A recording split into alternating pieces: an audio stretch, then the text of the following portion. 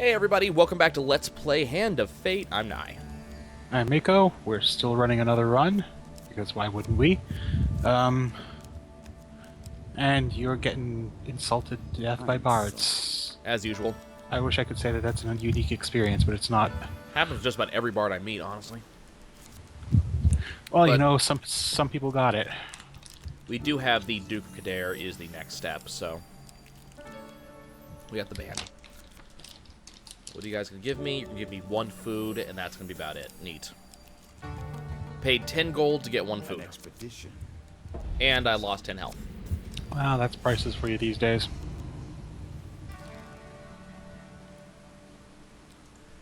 That is absolutely true. Games aren't designed, not in the way you So, here's Shadow Agent grow 2 as again. they work on them. But, They evolve around the players. yeah, who flow we've already with gotten that them. one. The things I think they we really love have gotten all our become tokens for part this of one. We might have actually gotten everything so far. them. So who is? Okay, so here's a curiosity. Hmm? So, you know, think in an RPG sense for me, okay? Okay. So we have a lot of things going on in any given RPG. Let's see, Mhm. help the locals, which actually should go check.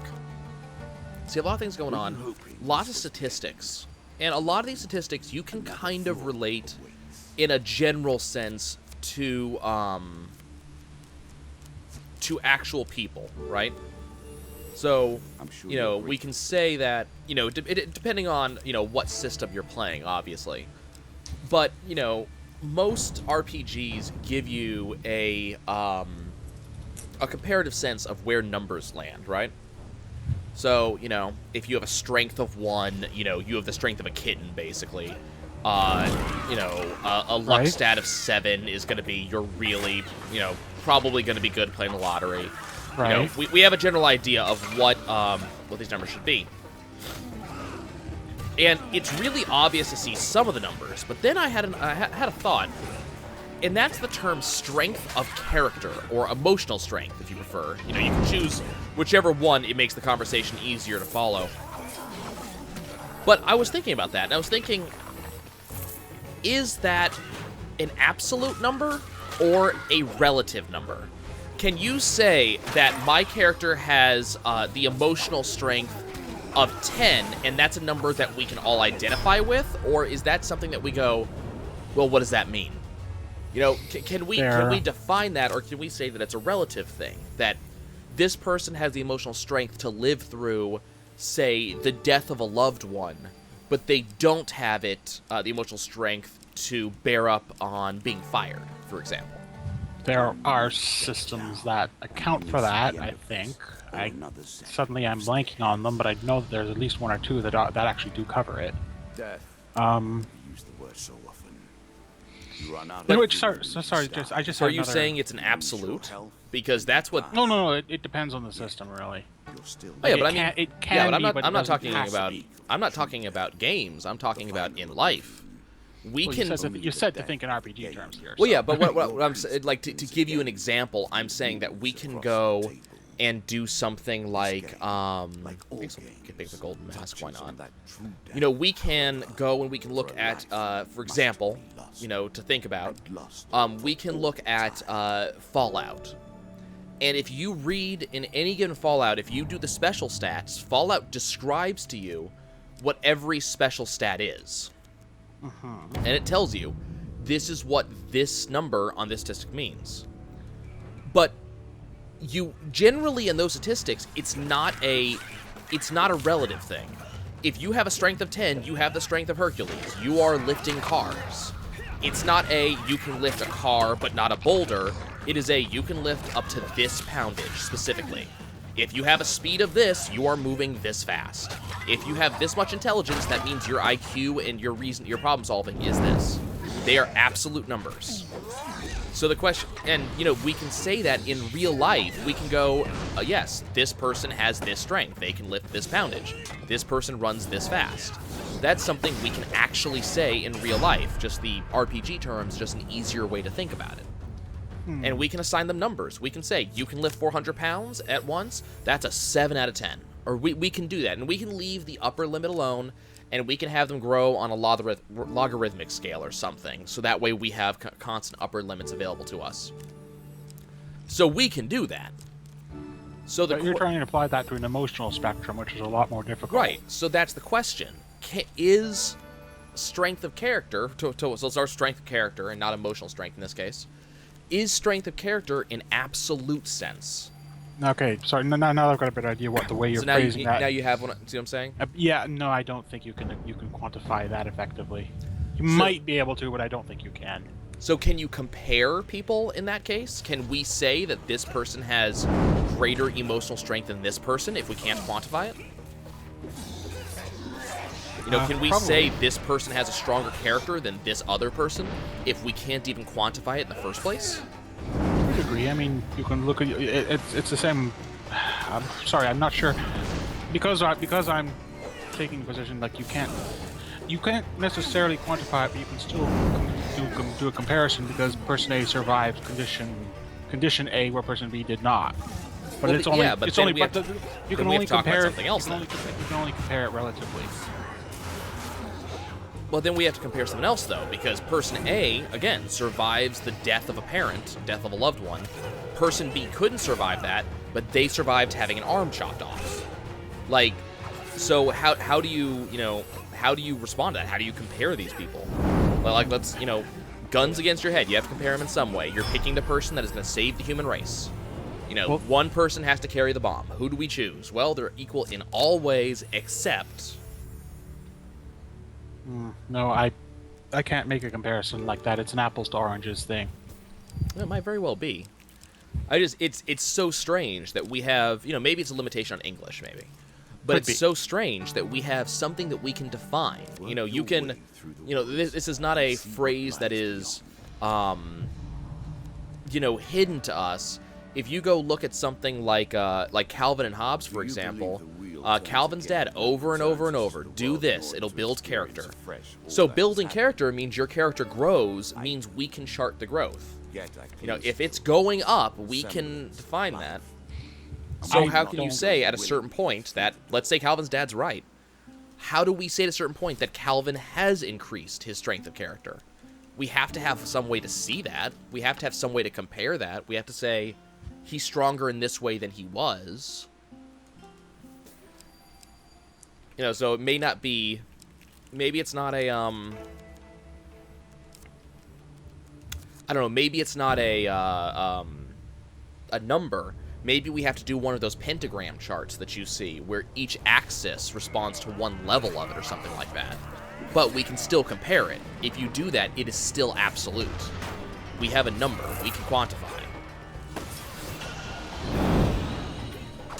It is kind of one of those weird things. This is what I think about when I'm driving home at 10 o'clock at night and the road is dark. I'm driving through areas with no streetlights. We really need to find some way to get you a more interesting drive home. Driving in the dark through swampland, man. There's nothing to look at.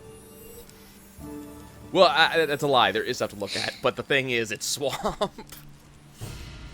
You're not really seeing much. Yeah, I thought it was an interesting thought because you hear phrases like that a lot. Things just like the strength of his character or something like that. But maybe it's just because I've grown up on video games, but in a lot of times when we talk about something like that, we can compare it. We can say this is a thing. And I guess part of the question is maybe that's would that maybe be a stat we can put into a game? Would that be important? Obviously in RPG, let's say you're playing something like, I don't know, maybe we're playing, like the Call of Cthulhu or something. You want, that's a stat you want. You need your strength of character to be high in that game, or your emotional strength, because you're going to be dealing with some shit that time.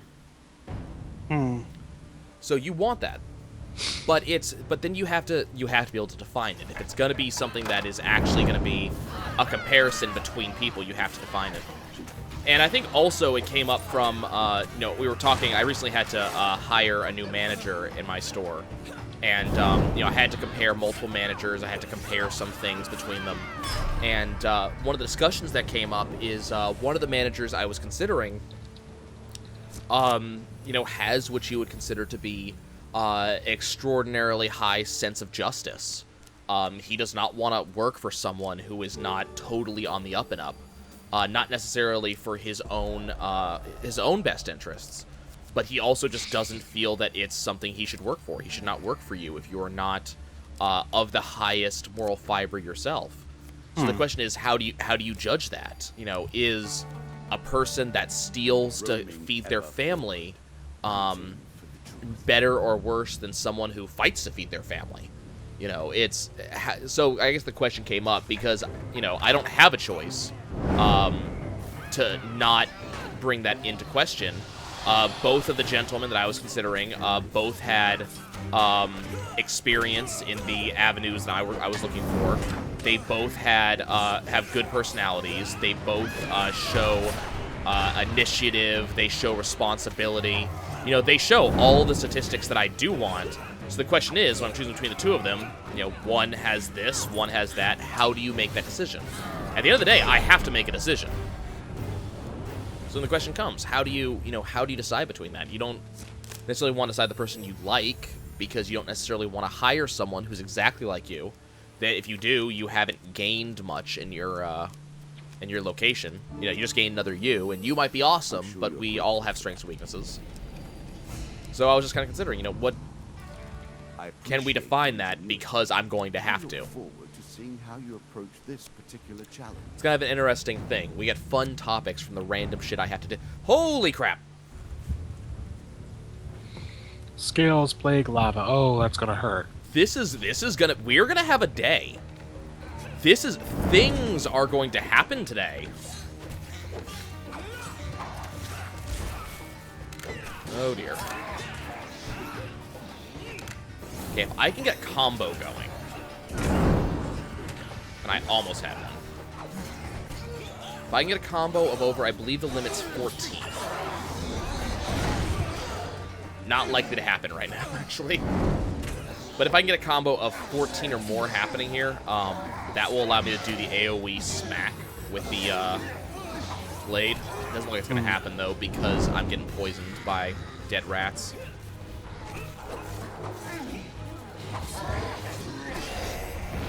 It looks like we're going to survive just fine, though. That was kind of scary, though. That was a frightening thing to see. Hell, you even came out of that with more max health. Mm-hmm. Hell yes, I did. Go ahead and take alchemical silver. This is you. Get a little more food. A little bit more food. What's going on over here? Winding trail. Lovely.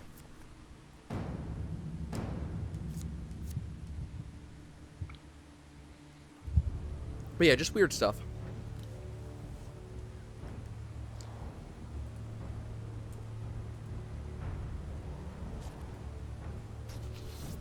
I think stats are a thing that's coming up a lot recently. Just because in a lot of cases, people do not seem to understand them. And I include myself in that. There's also times I'm sitting there going, okay, you know, someone did not think about this before setting this up. An example I can give you, and some people are going to know this, and I can't wait to hear the responses from the people who understand what I'm talking about. So Final Fantasy XIV, Square Enix, and their crafting statistics. Oh my. Okay. So, Mako, I think you already understand where I'm going with this, huh? Keep going. I have a vague idea, but I'm not sure. Have you done crafting or gathering in Final Fantasy XIV? I'm mostly done gathering for herbalism and mining, and I'm leveling cooking, which is probably why I haven't done it for a while. So for those of My heart you just who sort of broke. yeah, exactly. For those of you who do not understand, who have never played Final Fantasy XIV and don't know what I'm talking about. So Final Fantasy XIV has a very interesting design in that there are multiple... okay, I countered that. That's fine. There are multiple classes in the game dedicated to crafting stuff for others, and these are actual full-on classes. These are not just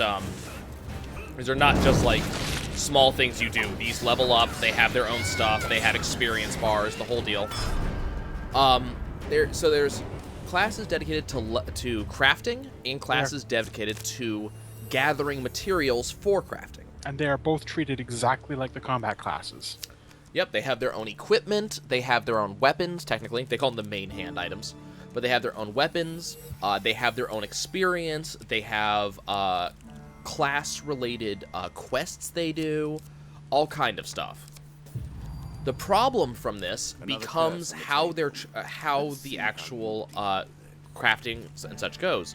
So I'm going to give you guys an example of the crafting side of it. We'll pick up the Kraken Claw because it's there.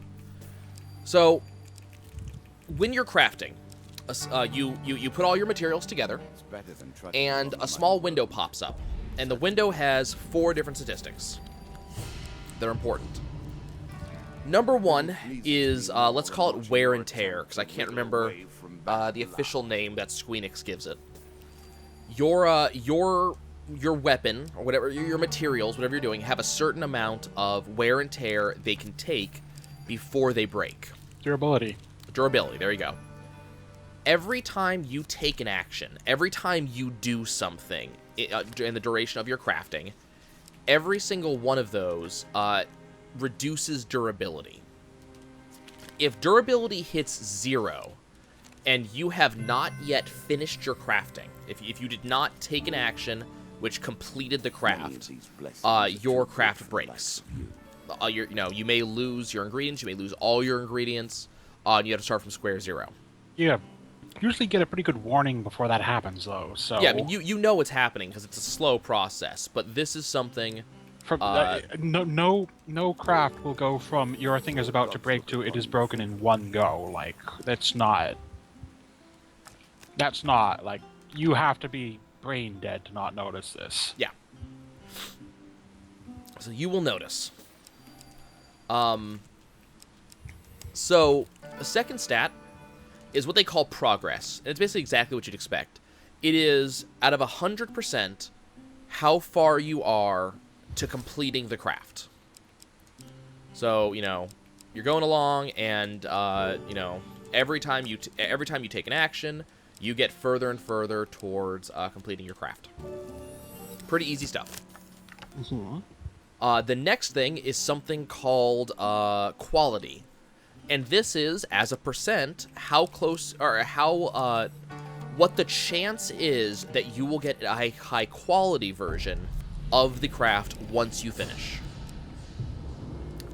And then the last one is, the last one's something called condition. And this is a measure of if you choose to upgrade its quality on this step, how much of a bonus you will get towards the quality increase. It's a rotating thing. Okay, good, poor, excellence. Yep. And it cycles sort of back and forth. Although if you get excellent, it will always be poor. Poor the one thereafter usually. Yep. So it's just there it's are something certain skills that require it to be one of these in order to actually use. Yeah. So for example, when its quality is normal, you're probably going to want to increase its progress. When its quality is excellent, you're going to want to increase your quality. Or when its condition is excellent, you're going to want to increase quality at that point. So it's pretty easy to understand once you get into it. And so what happens is every crafting class has a couple of skills that you will use, and those skills will do something towards this minigame.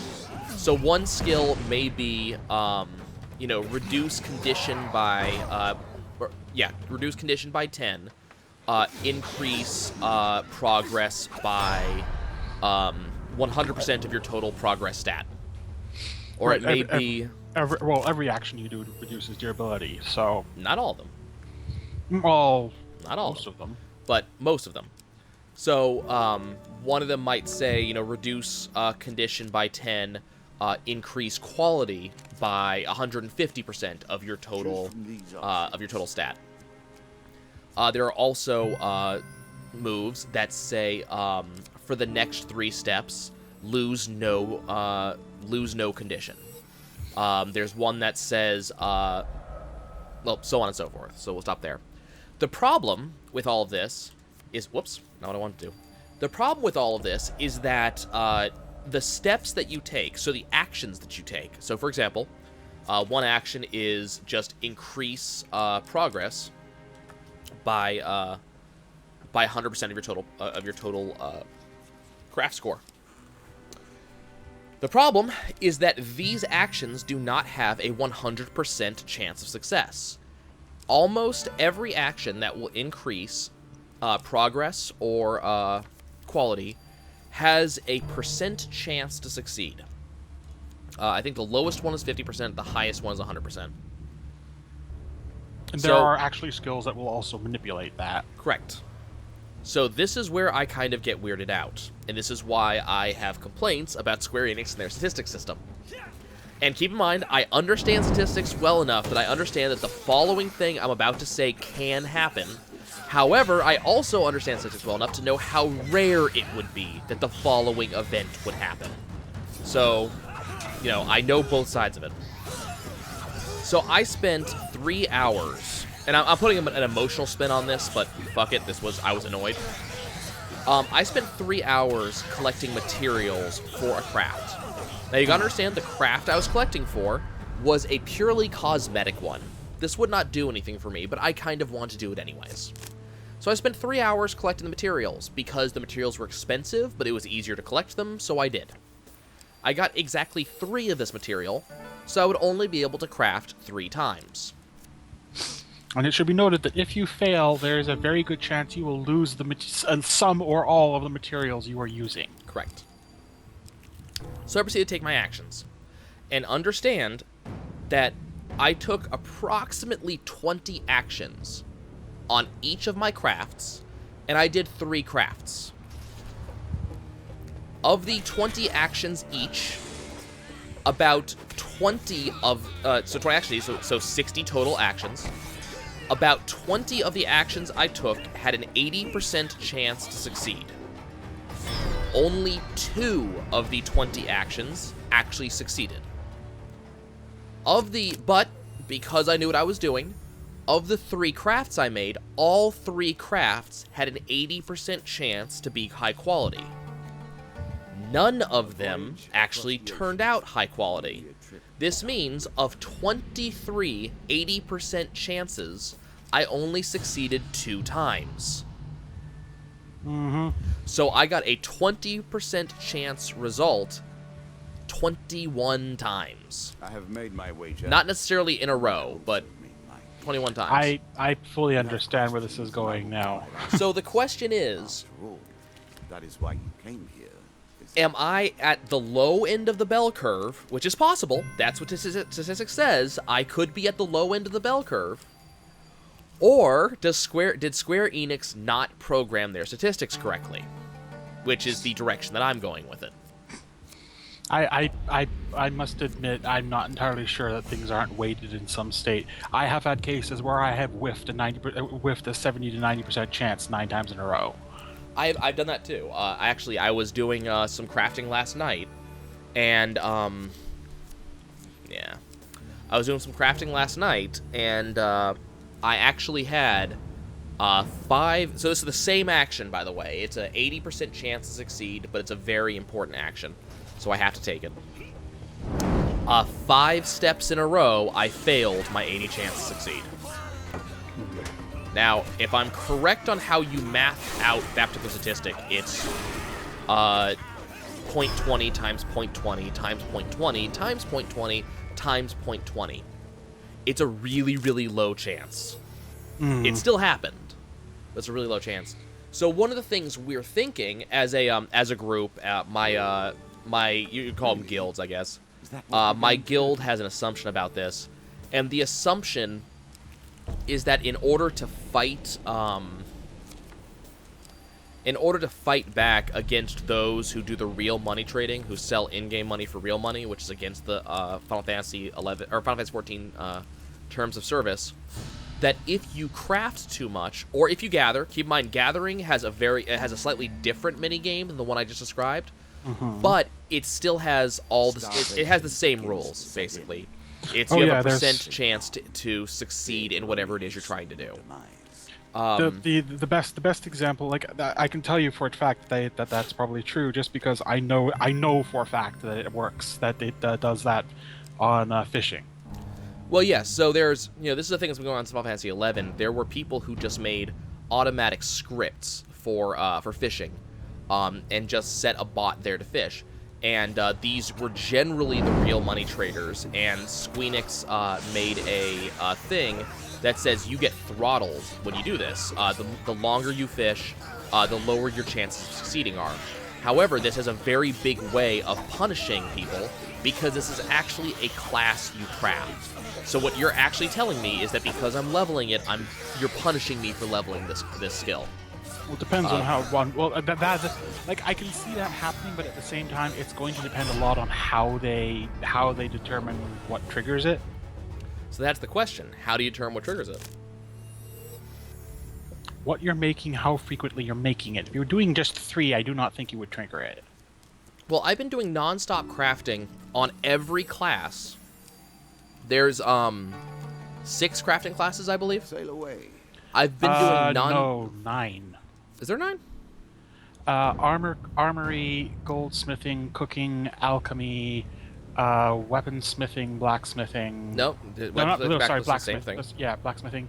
It's carpentry, blacksmithing, armory, leathersmithing, goldsmithing, alchemy, culinary. Hang on. I'll just look it up. But I've been doing non-stop crafting on all crafting classes for about the past 2.5 to 3 weeks. But I've been consistently moving up the crafting chains, and the only times I repeat a craft are under one of like 2 different conditions. Either the item that I'm crafting multiple times is equipment for one of my crafting classes, and I'm trying to get a high quality version, because I want to be really well equipped for what I do. Or it's an item that I intend to sell, and that's rare. Because generally I can just sell the crafts that I'm making up the crafting tree, and those pay for more crafting later on. If you gain health, then I work hard. And then whenever I either run out of money or I don't have the ability to sell anymore or something like that, I proceed to, sell off what I have, and I go gathering for a while to get more materials. Okay, just for reference sake, alchemist, armorer, blacksmith, carpenter, culinarian, goldsmith, leatherworker, weaver. So that's 8. And then there's the three gathering classes, which usually get lumped in with them, which is sort of herbalism. Well, they call it gathering, mining, and herbalism gathering covers woodcutting as well, mining and fishing, which is its own thing. Okay, we're gonna sell some rings now. We're gonna keep the soldier's ring. We're gonna keep the killing streak. We'll get rid of the veteran's ring. We'll keep the occult ring. We'll keep the golden ring of pain. We'll get rid of the disciple's ring. We'll get rid of spiritual healing. We'll get rid of... We'll keep the berserker's ring. Keep the ring of experience. We'll get rid of the ring of gorging last. Get rid of the ring of return. Get rid of the ring of punishment. Get rid of the holy ring. We'll keep the ring of fulfillment. We'll get rid of the ring of exchange later. We'll get rid of the plunderer's ring. We'll keep the ring of hindsight and the merchant's ring, but we'll get rid of the ring of peace. We'll keep the ring of survival. We'll keep the trader's ring for now. Get rid of the... We'll get rid of the saint's ring. We don't need it anymore. We'll get rid of the ring of wizardry. We will keep the master ring. Now we'll get rid of the trader's ring.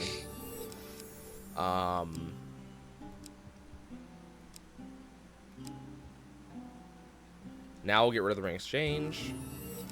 And now we'll get rid of the ring of engorgement. Okay. So I got rid of a lot of rings just now. In the hopes you aren't going to get smote? pretty much. Hmm. Also, notice how much health I have and how much food I have. Hmm. Blah, blah, blah. Got to be blessed and cursed. Blessing is treasure picker. Good. Cursed is compensation. I'm about to lose all of my gold. We need to get rid of that curse really fast. Oh, actually, why am I doing that? Mage, come here.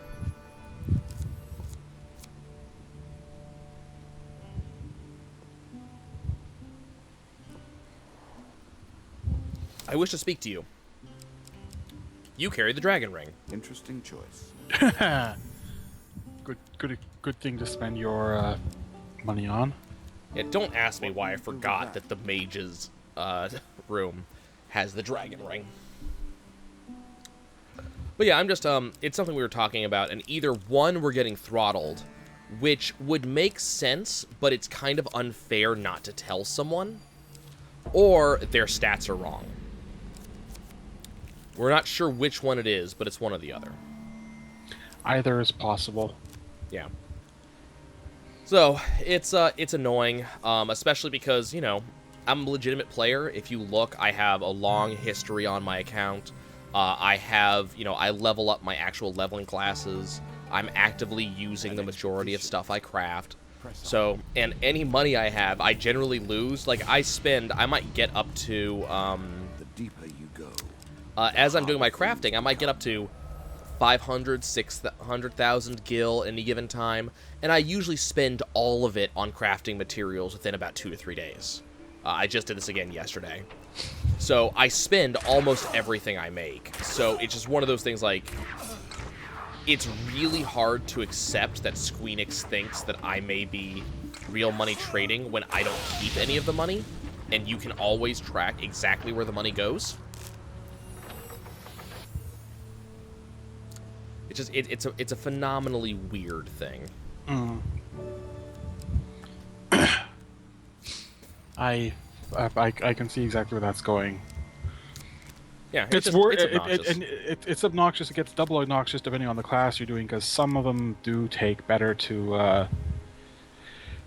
Some crafting classes survive the I just blew out one of my resources better than others do. Yeah. I mean, keep in mind, I've reached a point where there's a certain combination of classes. This is why you level all of them at once. Number one, because, and this was actually designed really well. All of the Disciples of the Hand are all the crafters, and the Disciples of the Land are all of the gatherers. And they actually all build on each other. Most Disciples of the Hand build a item that other Disciples of the Hand will use. For example, Weavers tend to build the armor that all the other ones use. Leather workers build some other armor. Goldsmithers build your accessories. So every class uses all of this equipment. The blacksmith tends to make all of the main weapon items, so all of the, like, There is also, like, no restriction on, There it is, okay. I was going to say, there is also, like, no restriction on these. You can have all three in one go. Or you can have not all three, you can have every class at once. There is, Yep. So you can end up doing that, and what kind of makes that interesting is that if you level them all simultaneously, so you're leveling Fisherman, Botanist, and Miner in order to get the majority of your materials. Not all of them, but you can get the majority of them, at least the ones you're going to need. Here, I'll pay you 5 food to lead me through this. So you do that, that's going to get you all the stuff you're going to need. You continue. You level up all your crafters, which allows you to continuously have good armor. And then most crafters, you know, make more minor items. So, for example, you know, Carpenter is going to make shoes in some cases and stuff like that, but it's also, of course, going to carve the wood that most other classes need. Most classes use wood at some point or another. Carpenter needs, like, I was going to say, what is it? Sorry, I need to look up the actual class name And to get this correct. I forget what this wanted, but more and more portals are opening up across the land. The Hellbeasts are appearing with greater frequency. The portals seem to appear more and more often around the Greensboro Forest. Search forest for clues. Return to the totem. Retrace your path back to the Storm Totem. Your investigation also uncovers what may be a treasure or powerful artifact, but is concealed behind thick, strangling vines. Try to chop through them. Chop. You swing your weapon down, attacking the vines with gusto. Okay, so we needed a greater strength weapon. That's right. Your weapons cleave through the vines to reveal an ancient stone artifact. At your touch, it rumbles to life, and a familiar voice from the underwood booms out. You have found a totem of the underworld by chance, I'm sure. Foolish mages built these long ago to hold us back, but that came with a price. Now, as our might continues to grow, none of your kind is strong enough to stop us. Your world fills with my minions, and I will twist your fate to a cruel demise. The totem fires a beam up into the sky. It is met by another from a far-off location. So I just added 4 sets of 4 Hell Demons to the deck. And we just unlocked Underworld Totem, which is over there. Anyway, to use the example... Wait, hang on. I'm going to have to wait until... Yep. Okay. Plunder the secret. You eventually find the second Underworld Totem. The totem is covered in markings, including spaces for 3 rings. Damn. Ooh. Place 3 rings in the totem? Let's place 3 rings. You place 3 rings into the totem, and it hums with magical energy. I don't know what I lost. I lost the dragon ring. The dragon ring was one of them. The totem splinters apart to reveal a pathway down to the underworld. The card's token is now yours. I figured that might happen. Yeah. It's okay. It's not as if I'm not still stupidly powerful. Anyway, to give you, it's like I can... Oh, no, it wasn't the dragon ring. Never mind. Yes, Never it was. mind. No, it wasn't. Why? I lost the one that gives me health equal to food. Oh, okay. Because I didn't lose health when I just took a step. Okay. Or I should still have the dragon ring. You should have checked. We can check in just a sec, I guess. If I really want Anyway, to. to use an example, like the carpenter will carve the wood that the goldsmith uses to make wands and scepters for thaumaturgy, for like the warrior classes. The goldsmith makes things like it can make needles for the weavers. Yep. The leather worker makes a lot of rings, shields, casters, bangles. Black deck. So obviously because of this, I end up crafting kind of everything all at the same time. And yeah, hell no. I ended up crafting basically everything at the same time. So, you know, there's an argument you could say that, well, oh, we must have lost the Ring of Hindsight too. You know, kind of, there's an argument you can say that because I am, you know, doing a massive amount of crafting, that would be why Squeenix would choose to throttle me. But at the same time, this is literally how the game is designed, is you're supposed to do it like this. If you, not only do you have the equipment that each class makes, but certain skills that classes have can be used by other classes. And so you want to level up because you want other classes to gain access to those skills. Not only do you have, not only that, but apparently, and I wasn't aware of this, but even high-level skills are earned by one class can be used by low-level other classes, which is kind of awesome. It depends on the skill. Some of them do have a level limit. Some of them do not. The ones that don't are very useful. Incredibly useful. So I'm leveling them all up, mostly because I want them all to have access to all of the skills, which is becoming a huge deal right now. Because I just earned some pretty fantastic skills. But, as I said, the downside to this is that now I'm starting to find that my crafts are not going through as much as they should be, and there's no good reason that I shouldn't be able to finish the craft I'm trying to finish. You know, I'm seeing a huge amount of failures to the point where I have to do the same craft like 6 times. Not because I'm failing it, but because I'm trying to get a high quality, and the one action I'm taking that would get me that fails. Or I'll have a 98% chance of high quality, and I'll still get a normal quality, you know. Again, I understand statistics, 2% chance, I understand. But the other annoying thing about trying to get a high quality anything is, while increasing quality does increase the odds of getting an HQ, it's not a linear progression. Like, half of the quality, filling half of your quality bar isn't a 50% chance. Yes, high quality. I would argue that it's not. It doesn't. It's always seemed like it's a curve. You're using a skill called crap. There's a skill you're using which is what makes it algorithmic. And I can't remember the name of it. It's a very early skill that all classes get it And it says that for every time you use a skill that would increase quality, you increase your stacks. I think it's called Inspiration. You That's increase a higher your level skill. That's not the a basic one I'm skill. talking is level 15. Uh, Every time you take take a quality increasing action, it increases your stacks of this skill by 1.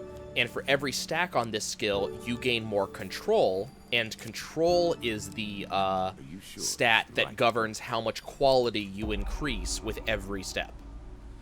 So what happens is when you're stacking this up every time you use a quality increase move, and that is resulting in you getting more and more quality every time you take a step. So it does work that way, and the reason I know this is that later on, I am not giving you guys half my food. Bullshit. Here, take half my food. Because they gave me a blessing for free. Too powerful. I did give them like 100 food, if that village ever pisses me off again.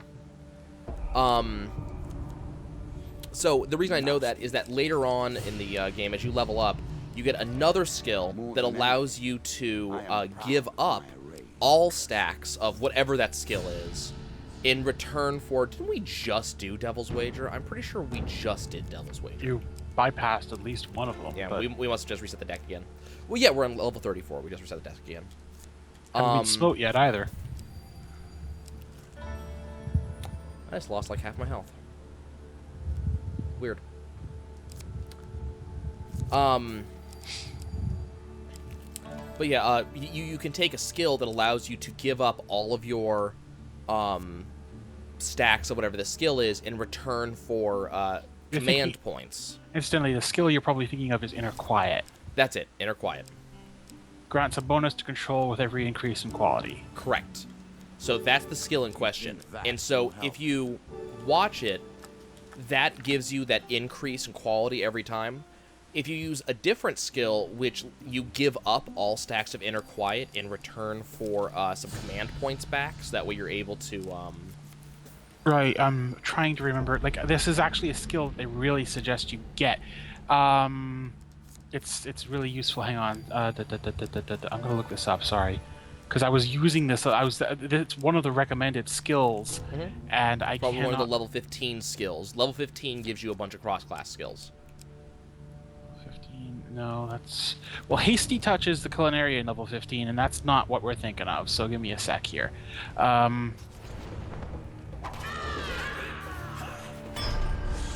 Wow. Oh, right. Wrath of the Old Gods. Goodbye. You are the weak link. Oh, right. Here we are. Rumination, which was Carpenter. It removes Inner Right. Quiet effect and restores your... and restores command points that allow you to take more points. actions. Yeah, crafting points. Crafting points being like the MP of the crafting class. Sure You get exactly. you get a fixed amount of them per crafting recipe, and you get them all back when you're done. So what I can tell you is that, I'm doing late game crafting, so I use Rumination, get rid of my Inner Quiet stacks. I just lost 50% of my gold. Oh no. So I am losing those Inner Quiet stacks. Dealer Spite. Okay. That is one of my I'm losing those Inner Quiet stacks, and then I notice that my quality goes up by very, very small amounts every step because of it. So that's why you're seeing quality jump up so much at early levels, is because of Inner Quiet. It's like, I don't know the exact amount Inner Quiet increases, but it's probably something like 10% increase in total control with every step. Not sure I buy that, but I'll agree with you in principle. Well, if you can go look up a wiki. I'm poking one right now. I just don't know the exact number. Now, see, now it should also be mentioned. Like, I craft too. But my primary crafting class is one that breaks my heart, which is why I haven't done it for a while. I do Culinarian. Yep. And Culinarian is a pain because it requires a material you cannot gather natively. Which one? Meat.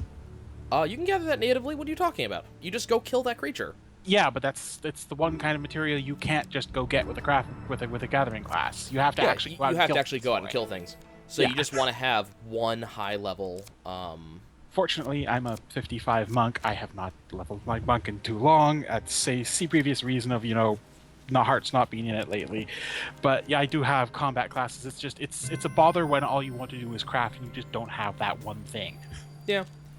I mean, I'm not gonna say it's not annoying. I am gonna say it's there. So I am looking forward to two of the new things that are coming up with the next patch. And they've announced the next patch is the 7th of next month, actually. Although close. one of them, the things may not be in the patch immediately. It might be like the 0.5 thereafter. Usually comes about a month after.